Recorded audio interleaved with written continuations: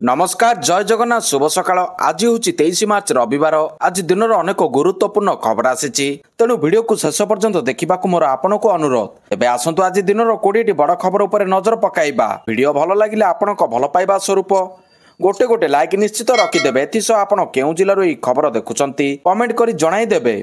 आसिला प्रथम खबर काल साजिला काल बैशाखी वर्षा राज्य में विशेषकर उत्तर ओडिशा रे तांडव रचिछि काल बैशाखी व्यापक क्षयक्षति होइछि। मयूरभंज जिला गस्तर जिबे राजस्व और विपर्यय परिचालना मंत्री सुरेश पूजारी ए गस्त समय से जिलार विभिन्न स्थान में बुली काल बैशाखी क्षयक्षतिर स्थिति समीक्षा करेंगे। काल बैशाखी वर्षा जिलार बांगिरीपोषी विशोई सारसकणा और करंजिया ब्लॉक मोट 19 ग्राम पंचायतर 47 ग्रामर 4775 लोक प्रभावित होती। 350 कच्चा घर संपूर्ण भाव में नष्ट होता बेले 11टी कच्चा घर भांगी रुजी जाइछि। यह व्यतीत कुआपत्थर वर्षा जोगु फसल नष्ट होइछि। सेपटे वज्रघात जड़े 10म श्रेणी छात्रंकर गंजाम रे मृत्यु होइछि। परवर्ती खबर नवदास हत्या मामला रे क्राइमब्रांच तनाघना ब्रजराजनगर थाना रे क्राइमब्रांच टीम पुलिस ठारू बंधुक छड़ाई निथिबा युवकक बयान रेकर्ड। नवदास हत्याकांड दिन तत्कालीन आईआईसी ठारू बंधुक छड़ाई निथिबा युवक सरोज साह को पचराउचरा सह तांको बयान रेकर्ड करिछि क्राइमब्रांच 2 जणिया टीम। हत्याकांड दिन घटनास्थल रे उपस्थित थिला सरोज साह। घटना संपर्क में सरोज को जेरा करिछि क्राइमब्रांच। नवदास हत्या मामला रे क्राइमब्रांच तनाघना जारी रखिछि। परवर्ती खबर उत्तराखंडर चारिधाम यात्रा लगी पंजीकरण आरंभ होइछि। श्रद्धालुंक सुविधा को नजर रखी ऑनलाइन आधार सहायता होउछि पंजीकरण।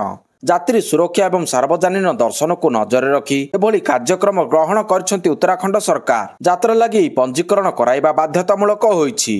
श्रद्धालुंक निज पंजीकृत तिथि रे दर्शन सुविधा उपलब्ध हेबो।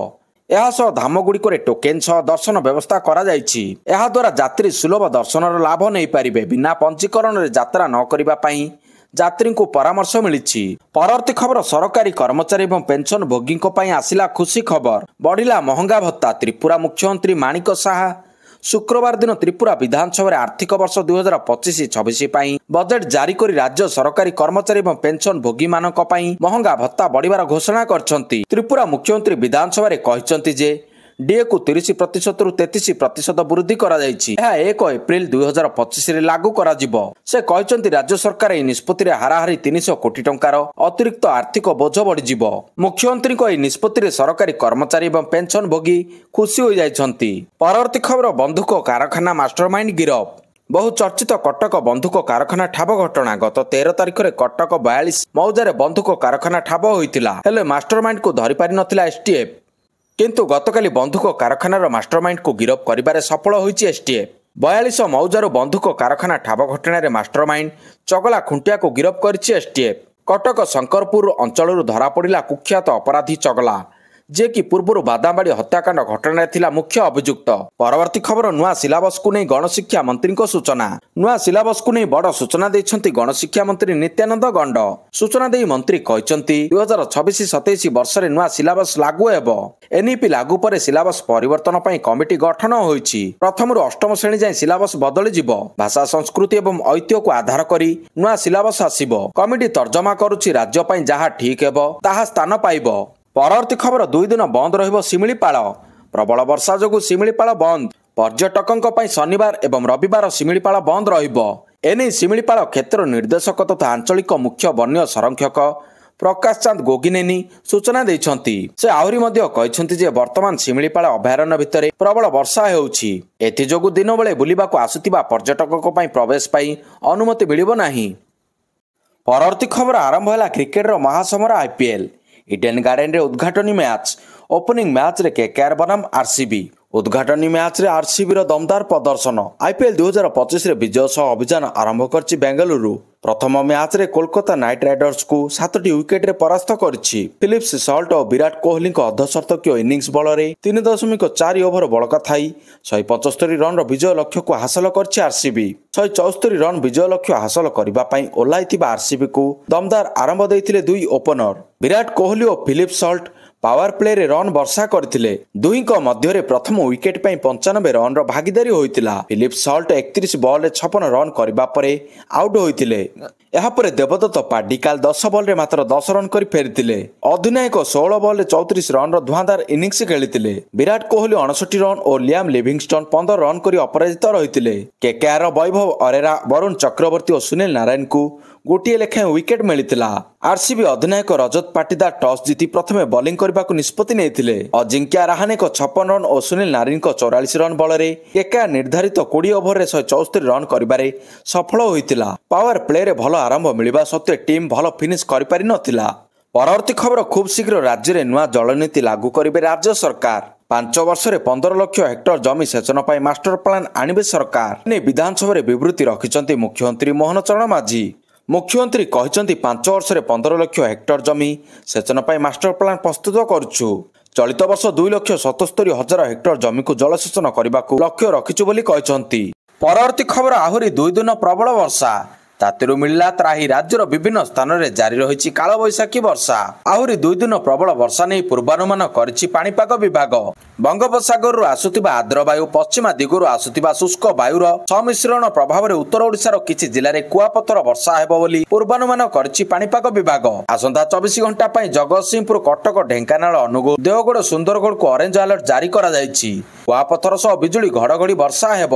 ଏହାସହ ବାଲେଶ୍ୱର, ଭଦ୍ରକ, ଯାଜପୁର, କେନ୍ଦ୍ରାପଡ଼ା, ମୟୂରଭଞ୍ଜ, କେନ୍ଦୁଝରକୁ ୟେଲୋ ଆଲର୍ଟ ଜାରି କରାଯାଇଛି। 7ରୁ 11 ସେଣ୍ଟିମିଟର ପର୍ଯ୍ୟନ୍ତ ବର୍ଷା ହେବାର ସମ୍ଭାବନା ରହିଛି। ପ୍ରବଳ ବର୍ଷାକୁ ନଜରରେ ରଖି ମତ୍ସ୍ୟଜୀବୀଙ୍କୁ ସମୁଦ୍ରକୁ ଯିବା ପାଇଁ ବାରଣ କରାଯାଇଛି। ପରବର୍ତ୍ତୀ ଖବର, ଷ୍ଟାଲିନଙ୍କ ସହ ବିଜେଡିର ବଡ଼ ବୈଠକ। ନବୀନଙ୍କ ବଡ଼ ପ୍ଲାନ୍, ଚେନ୍ନାଇରେ ବସିଲା ସୀମା ପୁନଃ ନିର୍ଦ୍ଧାରଣ ବୈଠକ। ଦେଶର ଅନ୍ୟ ବିରୋଧୀ ଦଳଙ୍କ ସହ ସାମିଲ ହୋଇଛି ବିଜୁ ଜନତା ଦଳ।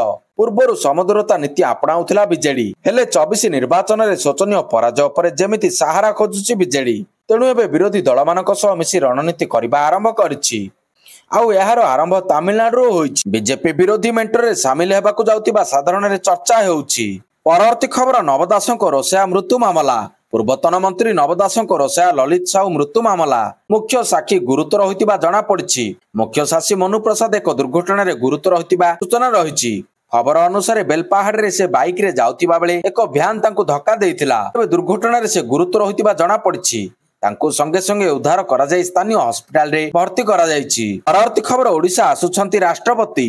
ରାଷ୍ଟ୍ରପତି ଦ୍ରୌପଦୀ ମୁର୍ମୁ ଓଡ଼ିଶା ଆସୁଛନ୍ତି। ରାଷ୍ଟ୍ରପତି 2 ଦିନିଆ ଗସ୍ତରେ ଓଡ଼ିଶା ଆସୁଛନ୍ତି। ତେବେ ରାଷ୍ଟ୍ରପତି ଆସନ୍ତା 24 ଏବଂ 25 ତାରିଖରେ ଓଡ଼ିଶା ଆସୁଛନ୍ତି ବୋଲି ତାଙ୍କ କାର୍ଯ୍ୟାଳୟ ପକ୍ଷରୁ ସୂତ୍ରରୁ ଜଣାପଡ଼ିଛି। ରାଷ୍ଟ୍ରପତି ମଧ୍ୟାହ୍ନ 12:30ରେ ଏକ ସ୍ୱତନ୍ତ୍ର ବାୟୁସେନା ବିମାନରେ ସ୍ୱାମୀ ବିବେକାନନ୍ଦ ବିମାନ ବନ୍ଦର ରାୟପୁର, ଛତିଶଗଡ଼ରୁ ବାହାରି ଅପରାହ୍ନ 1:30ରେ ଭୁବନେଶ୍ୱର ବିମାନ ବନ୍ଦରରେ ପହଞ୍ଚିଯିବେ। ପରେ ସ୍ୱତନ୍ତ୍ର ହେଲିକପ୍ଟର ଯୋଗେ ନୟାଗଡ଼ ଜିଲ୍ଲା କଣ୍ଟିଳ ନୀଳମାଧବ ନିକଟସ୍ଥ ହେଲିପ୍ୟାଡ୍ରେ ଅବତରଣ କରି ସଡ଼କ ପଥରେ କଣ୍ଟିଳ ସ୍ଥିତ ଅତିଥି ଭବନ ସମାୟକ ବିଶ୍ରାମ କରିବେ। ଅପରାହ୍ନ 3:05 ସମୟରେ ପ୍ରଭୁ ନୀଳମାଧବ ମନ୍ଦିର ଦର୍ଶନ କରି ପୂଜାର୍ଚ୍ଚନା କରିବେ। ଅପରାହ୍ନ 3:35ରେ ନୟାଗଡ଼ କାଳିଆପଲ୍ଲୀରେ ଭାରତୀୟ ବିଶ୍ୱବସୁ ସମାଜ ଫାଉଣ୍ଡେସନ ପ୍ରତିଷ୍ଠା ଦିବସ ଉତ୍ସବରେ ରାଷ୍ଟ୍ରପତି ମୁଖ୍ୟ ଅତିଥି ଭାବରେ ଯୋଗଦେବାର କାର୍ଯ୍ୟକ୍ରମ ରହିଛି। 25 ତାରିଖ ସକାଳେ ବିମାନ ଯୋଗେ ନୂଆଦିଲ୍ଲୀ ଫେରିଯିବେ। ପରବର୍ତ୍ତୀ ଖବର, ନକ୍ସଲଙ୍କ ତାଣ୍ଡବ। ଝାଡ଼ଖଣ୍ଡର ଚୈବାସାରେ ନକ୍ସଲମାନଙ୍କ ଦ୍ୱାରା ହୋଇଥିବା ଆଇଡି ବିସ୍ଫୋରଣରେ ସିଆରପିଏଫ୍ 193 ବାଟାଲିୟନର ଜଣେ ସବ୍ ଇନ୍ସପେକ୍ଟରଙ୍କ ସମେତ 2 ଜଣ ସୁରକ୍ଷାକର୍ମୀ ଆହତ ହୋଇଛନ୍ତି। ଚିକିତ୍ସା ପାଇଁ ଉଭୟଙ୍କୁ ବିମାନ ଯୋଗେ ରାଞ୍ଚି ପଠାଯାଇଥିବା ପାଇଁ ପ୍ରସ୍ତୁତି କରାଯାଇଥିଲା, ହେଲେ ସବ୍ ଇନ୍ସପେକ୍ଟର ସୁନୀଲ କୁମାର ମଣ୍ଡଳଙ୍କ ଦେହାନ୍ତ ହୋଇଛି। ପୋଲିସ ପକ୍ଷରୁ ଏ ପର୍ଯ୍ୟନ୍ତ କୌଣସି ଆନୁଷ୍ଠାନିକ ନିଶ୍ଚିତକରଣ କରାଯାଇ ନାହିଁ। ପରବର୍ତ୍ତୀ ଖବର, ଶ୍ରୀମନ୍ଦିରରେ ପଡ଼ିଲା ରକ୍ତ ଛିଟା। ଶ୍ରୀମନ୍ଦିରରେ ରକ୍ତ ଛିଟା ପଡ଼ିବାରୁ ମହାପ୍ରଭୁଙ୍କ ମହାସ୍ନାନ ହୋଇଛି। ପାଣିଆ ଆପଟ ସେବକ ଝୁଣ୍ଟି ପଡ଼ିଯାଇଥିବାରୁ ଆଘାତ ଲାଗି ଭିତର କାଠରେ ରକ୍ତ ଛିଟା ପଡ଼ିଥିଲା, ଫଳରେ ମହାପ୍ରଭୁଙ୍କର ମହାସ୍ନାନ ହୋଇଛି। ଗତକାଲି ଏହି ବଡ଼ ଧରଣର ଅଘଟଣ ଘଟିଥିବା ବେଳେ ଠାକୁରଙ୍କର ଏହି ବଡ଼ ମହାସ୍ନାନ ନୀତି ପାଇଁ କାଳିଆଙ୍କର ଦର୍ଶନ ବନ୍ଦ ରହିଥିଲା। ପରବର୍ତ୍ତୀ ଖବର, ଟ୍ୱିଟରର ଆଇକୋନିକ୍ ବୋର୍ଡ ଲୋଗୋର ହେଲା ନିଲାମୀ। ଟ୍ୱିଟରର ପ୍ରସିଦ୍ଧ ବୋର୍ଡ ଲୋଗୋକୁ ଆର ନିଲାମୀରେ ବିକ୍ରି ପାଇଁ ରଖାଯାଇଥିଲା। ଏ ନିଲାମୀରେ ଏହାକୁ $34,375 ମିଳିଛି। ମସ୍କ ଅଧିଗ୍ରହଣ ପରେ ପ୍ରତିଷ୍ଠିତ ନୀଳପକ୍ଷୀର ଏହି ପ୍ରତୀକକୁ କମ୍ପାନୀ ଗତ ବର୍ଷ ସାନ୍ ଫ୍ରାନ୍ସିସୋ ମୁଖ୍ୟାଳୟରୁ ହଟାଇ ଦିଆଯାଇଥିଲା। ଆର ନିଲାମୀ ଅନୁସାରେ 560 ପାଉଣ୍ଡ ଓଜନର ଏହି ଲୋଗୋ $34,375 ବିକ୍ରି କରାଯାଇଛି। ପରବର୍ତ୍ତୀ ଖବର, ନୀଳ ଜହର ବଳୟରେ ଭୁବନେଶ୍ୱର। ରାଜଧାନୀ ଭୁବନେଶ୍ୱରରେ ଖୋଲାମଖୋଲା ଚାଲିଛି ବେଆଇନ ନିଶା କାରବାର। ଗତକାଲି ପୋଲିସ 2ଟି ସ୍ଥାନରେ ଚଢ଼ାଉ କରି ବିପୁଳ ପରିମାଣର ଗଞ୍ଜେଇ ଓ ସିଗାରେଟ୍ ଜବତ କରିଥିବା ବେଳେ ଗୋଟିଏ ଦେଶୀ ମଦଭାଟିକୁ ନଷ୍ଟ କରିଛି। ଏହି 2ଟି ଦୋକାନ ଓ ମଦଭାଟି ଟ୍ରାଫିକ ପୋଷ୍ଟ ପାଖ ରାସ୍ତା ଉପରେ ଚାଲିଥିଲା। ଭୁବନେଶ୍ୱର ଜୟଦେବ ବିହାର ରାସ୍ତା ଉପରେ ଥିବା ଗୋଟିଏ ଦୋକାନରେ କମିଶନରେଟ୍ ପୋଲିସର ସ୍ପେଶାଲ କ୍ରାଇମ ୟୁନିଟ୍ ଅତର୍କିତ ଚଢ଼ାଉ କରି ବିପୁଳ ପରିମାଣର ଗଞ୍ଜେଇ ସିଗାରେଟ୍ ଜବତ କରିଛି। ଏହା ସହିତ ଆଚାର୍ଯ୍ୟ ବିହାର ନିକଟରେ ଥିବା ଏକ ଦୋକାନରୁ ଗଞ୍ଜେଇ ସିଗାରେଟ ଓ ଗଞ୍ଜେଇ ସିଗାରେଟ ପ୍ରସ୍ତୁତି ସାମଗ୍ରୀ ଜବତ କରିଛି ପୋଲିସ। କେବଳ ଗଞ୍ଜେଇ ନୁହେଁ, ଭୁବନେଶ୍ୱର ପାଲଟିଛି ଦେଶୀ ମଦର hub. Bhubaneswar Shastrinagar traffic post ସାମ୍ନା ରାସ୍ତା କଡ଼ରେ ଫାଷ୍ଟଫୁଡ୍ ଦୋକାନ ପଛରେ ଦୀର୍ଘ ଦିନରୁ ଦେଶୀ ମଦ ଭାଟି ଚାଲିଥିଲା। ଏକ ଶୌଚାଳୟରେ ଚାଲିଥିବା ମଦ ଭାଟିକୁ ପୋଲିସ ନଷ୍ଟ କରିବା ସହ ମଦ ପ୍ରସ୍ତୁତି ସାମଗ୍ରୀ ଜବତ କରିଛି। ପରବର୍ତ୍ତୀ ଖବର, ଦଣ୍ଡନାଚରେ ଅଶ୍ଳୀଳତାକୁ ନା। କିଛି ଦିନ ପରେ ଆରମ୍ଭ ହେବାକୁ ଯାଉଛି ଗଞ୍ଜାମ ଜିଲ୍ଲା ପ୍ରସିଦ୍ଧ ଦଣ୍ଡନାଚ। ଦଣ୍ଡନାଚରେ ଆଉ ଅଶ୍ଳୀଳ ନୃତ୍ୟ ଗୀତ ପରିବେଷଣ କରାଯାଇ ପାରିବ ନାହିଁ। ବ୍ରହ୍ମପୁର ମହାନଗର ଦଣ୍ଡନାଚ ମହାସଂଘ ଏପରି ନିଷ୍ପତ୍ତି ନେଇଛି। ଏହାକୁ ସବୁ ମହଲରେ ଲୋକ ସ୍ୱାଗତ କରିଛନ୍ତି। ଆସନ୍ତା 25 ତାରିଖରୁ ଆରମ୍ଭ ହେବ ଗଞ୍ଜାମ ଜିଲ୍ଲାର ପ୍ରସିଦ୍ଧ ଦଣ୍ଡନାଚ। ପୁରାତନ କାଳରୁ ଚୈତ୍ର ମାସରେ ମା ଦଣ୍ଡକାଳୀଙ୍କ ପୂଜା ବା ଦଣ୍ଡନାଚ ପାଳନ ହୋଇ ଆସୁଛି। ଏହି ଅବସରରେ ଦଣ୍ଡୁଆଙ୍କ ଦ୍ୱାରା କଷ୍ଟକର ଧୂଳିଦଣ୍ଡ, ପାଣିଦଣ୍ଡ ଓ ଅଗ୍ନିଦଣ୍ଡ ଆୟୋଜନ ହୋଇଥାଏ। ଦଣ୍ଡୁଆଙ୍କ ମୁହଁରେ ହସ ଫୁଟାଇବା ପାଇଁ ପୂର୍ବରୁ ପୁରାଣ ଭିତ୍ତିକ ମନୋରଞ୍ଜନ କାର୍ଯ୍ୟକ୍ରମ ପରିବେଷଣ ହେଉଥିଲା। ତେବେ କିଛି ବର୍ଷ ହେଲା କିଛି ଲୋକ ଏଥିରେ ଆଧୁନିକତା ଓ ଅଶ୍ଳୀଳତା ମିଶାଇ ଦେଇଥିଲେ, କିନ୍ତୁ ଏହି ବର୍ଷଠାରୁ ଏସବୁ ବନ୍ଦ ପାଇଁ ନିଷ୍ପତ୍ତି ନିଆଯାଇଛି। ପରବର୍ତ୍ତୀ ଖବର, ମହାନଦୀ ବିବାଦ। ଛତିଶଗଡ଼ର ମୁଖ୍ୟମନ୍ତ୍ରୀ ବିଷ୍ଣୁଦେବ ସାଏ ଓଡ଼ିଶା ଗସ୍ତରେ ଆସିଥିବା ସମୟରେ ମୁଖ୍ୟମନ୍ତ୍ରୀ ମୋହନ ଚରଣ ମାଝୀଙ୍କୁ ଲୋକସଭା ଭବନରେ ସୌଜନ୍ୟମୂଳକ ସାକ୍ଷାତ କରିଛନ୍ତି। ଏହି ଅବସରରେ ବିଭିନ୍ନ ବିଷୟ ସହିତ ମହାନଦୀ ଜଳ ବିବାଦ ସମ୍ପର୍କରେ ମଧ୍ୟ ଉଭୟଙ୍କ ମଧ୍ୟରେ ଆଲୋଚନା ହୋଇଥିଲା। ସୌହାର୍ଦ୍ଦ୍ୟପୂର୍ଣ୍ଣ ବାତାବରଣରେ ଏହି ବିବାଦର ଅପେକ୍ଷା ସମାଧାନ ପାଇଁ ମୁଖ୍ୟମନ୍ତ୍ରୀ ଶ୍ରୀ ମୋହନ ମାଝୀ ପରାମର୍ଶ ଦେଇଥିଲେ। ଦୁଇ ରାଜ୍ୟ ପରସ୍ପର ପଡ଼ୋଶୀ ରାଜ୍ୟ ଏବଂ ଉଭୟ ରାଜ୍ୟ ମଧ୍ୟରେ ଭାଷା ଓ ଭାବଗତ ସାମଞ୍ଜସ୍ୟ ମଧ୍ୟ ରହିଛି ବୋଲି ମତ ଦେଇ ମୁଖ୍ୟମନ୍ତ୍ରୀ ଶ୍ରୀ ମାଝୀ କହିଥିଲେ ଯେ ଉଭୟ ରାଜ୍ୟର ଜନସାଧାରଣଙ୍କ ହିତ ଦୃଷ୍ଟିରୁ ଏହା ତୁରନ୍ତ ସମାଧାନ ହେବା ଆବଶ୍ୟକ। ଛତିଶଗଡ଼ ମୁଖ୍ୟମନ୍ତ୍ରୀ ଶ୍ରୀ ସାଏ ଏହା ଉପରେ ସକାରାତ୍ମକ ମତାମତ ପ୍ରକାଶ କରି କହିଥିଲେ ଯେ ସେ ସଦାସର୍ବଦା ଆପୋଷ ସମାଧାନ ସପକ୍ଷରେ ଅଛନ୍ତି। ଆଲୋଚନା ଜରିଆରେ ଏହି ସମସ୍ୟାର ଉପଯୁକ୍ତ ସମାଧାନ ହୋଇପାରିବ ବୋଲି ସେ ମତ ଦେଇଥିଲେ। ଉଭୟ ରାଜ୍ୟର ମୁଖ୍ୟମନ୍ତ୍ରୀ ଏହି ବିଷୟ ଉପରେ ଗୁରୁତ୍ୱ ଦେଇ ଏହାର ଶାନ୍ତିପୂର୍ଣ୍ଣ ସମାଧାନ ପାଇଁ ରାସ୍ତା ବାହାର କରିବାକୁ ଏକମତ ହୋଇଛନ୍ତି। ପରବର୍ତ୍ତୀ ଖବର, ସାବାଡ଼ ହେବେ ବାଲି ମାଫିଆ। ପରିଚାଳନା ପାଇଁ ସରକାର ଆଣିଲେ ଏସ୍ଓପି। ଏଣିକି ଆଉ ମନ ଇଚ୍ଛା ବାଲି ଉଠାଇ ପାରିବେ ନାହିଁ। ଏଥିପାଇଁ ସରକାର ଆଣିଛନ୍ତି ଏସ୍ଓପି। ବାଲି ଖାଦନ ପାଇଁ ଖଣି ଓ ଇସ୍ପାତ ବିଭାଗ ଏସ୍ଓପି ଜାରି କରିଛି। ଦୀର୍ଘ ଦିନ ଧରି ରାଜ୍ୟର ବେଆଇନ ଭାବରେ ବାଲି ଚୋରାଚାଲାଣ ନେଇ ନ୍ୟୁଜରେ ଲଗାତାର ଖବର ପ୍ରସାରଣ ହୋଇଥିଲା। ଏହାପରେ ଖଣି ବିଭାଗ ଜାରି କରିଛି ଏସ୍ଓପି। ଜିଲ୍ଲାପାଳଙ୍କ ଅଧ୍ୟକ୍ଷତାରେ ପ୍ରତି ଜିଲ୍ଲାରେ ଗଠନ ହେବ ସ୍ୱତନ୍ତ୍ର କମିଟି। ସଦସ୍ୟ ରହିବେ ଉପଜିଲ୍ଲାପାଳ, ଏସ୍ପି, ଡିଏଫ୍ଓ, ଜିଲ୍ଲା ଉନ୍ନୟନ ଅଧିକାରୀ। ଆସିଲା ପରବର୍ତ୍ତୀ ଖବର, ଡିସେମ୍ବରରେ ବାରବାଟୀରେ ଅନ୍ତର୍ଜାତୀୟ ମ୍ୟାଚ୍। କଟକରେ ଏ ବର୍ଷ ପୁଣି ଥରେ ଖେଳାଯାଇପାରେ ଅନ୍ତର୍ଜାତୀୟ ମ୍ୟାଚ୍। ଡିସେମ୍ବର 9 ତାରିଖରେ ବାରବାଟୀ ଷ୍ଟାଡିୟମରେ ଭାରତ ଓ ଦକ୍ଷିଣ ଆଫ୍ରିକା ମଧ୍ୟରେ ଟି20 ମ୍ୟାଚ୍ ଖେଳାଯାଇପାରେ।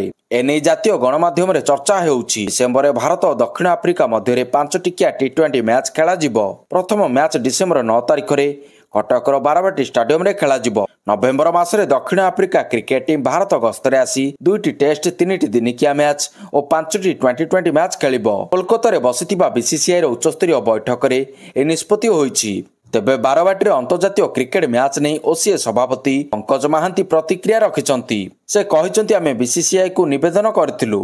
ପରବର୍ତ୍ତୀ ଖବର, ସୁଶାନ୍ତ ମୃତ୍ୟୁ, ସିବିଆଇର କ୍ଲୋଜର ରିପୋର୍ଟ। ବଲିଉଡ୍ ଅଭିନେତା ସୁଶାନ୍ତ ସିଂ ରାଜପୁତ ମୃତ୍ୟୁ ମାମଲା କ୍ଲୋଜର ରିପୋର୍ଟ ଦାଖଲ କଲା ସିବିଆଇ। ମୁମ୍ବାଇ କୋର୍ଟରେ କ୍ଲୋଜର ରିପୋର୍ଟ ଦାଖଲ।